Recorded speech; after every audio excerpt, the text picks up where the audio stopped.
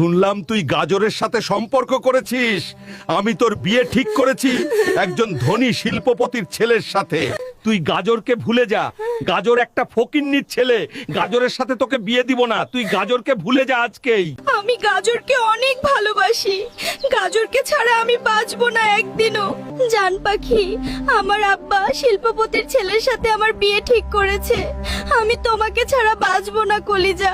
তুমি কান্না কইরো না সোনা পাখি, আমার কাছে থেকে কেউ কেড়ে নিতে পারবে না তোমাকে। আমি সব ব্যবস্থা করছি। আমার আব্বা অনেক বকা দিয়েছে আমাকে, বলেছে তোমাকে ভুলে যেতে। তুমি এখনই কিছু একটা করো।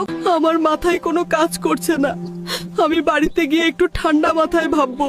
তুমি চিন্তা কইরো না সোনা পাখি, যেভাবেই হোক আমার ফুলকপিকে আমি বিয়ে করব। একটা উপায় যেভাবেই হোক খুঁজে বের করব আজকের ভেতরেই। আমাদের ভালোবাসা এভাবে মরে যেতে পারে না।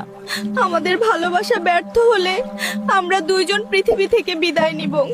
আব্বা, আমি ফুলকপিকে অনেক ভালোবাসি। তুমি ফুলকপির সাথে আমাকে বিয়ে করিয়ে দাও, না হলে আমি বাঁচবো না। ফুলকপির বাবা অনেক অহংকারী মানুষ। এই অহংকারী মানুষের সাথে আমি কখনোই আত্মীয়তা করতে পারবো না। ফুলকপি, তুমি বাড়ি থেকে বেরিয়ে আসো, আমরা পালিয়ে যাব দুইজন।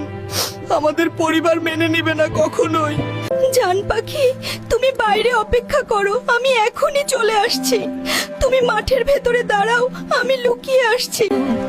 কলিজা, তাড়াতাড়ি চলো, আমার আব্বু আম্মু দেখে ফেললে বিপদ হয়ে যাবে। অনেক দূরে চলে যেতে হবে। আমরা আর কোনোদিন বাড়িতে ফিরে যাব না। সোনা পাখি, তুমি সবাইকে বলে দাও ভিডিওতে লাইক কমেন্ট করে দিতে। বন্ধুরা, তোমরা সবাই আমাদের ভিডিওতে লাইক, কমেন্ট, ফলো এবং শেয়ার করে দাও, তাহলে আমরা সুখে থাকতে পারবো।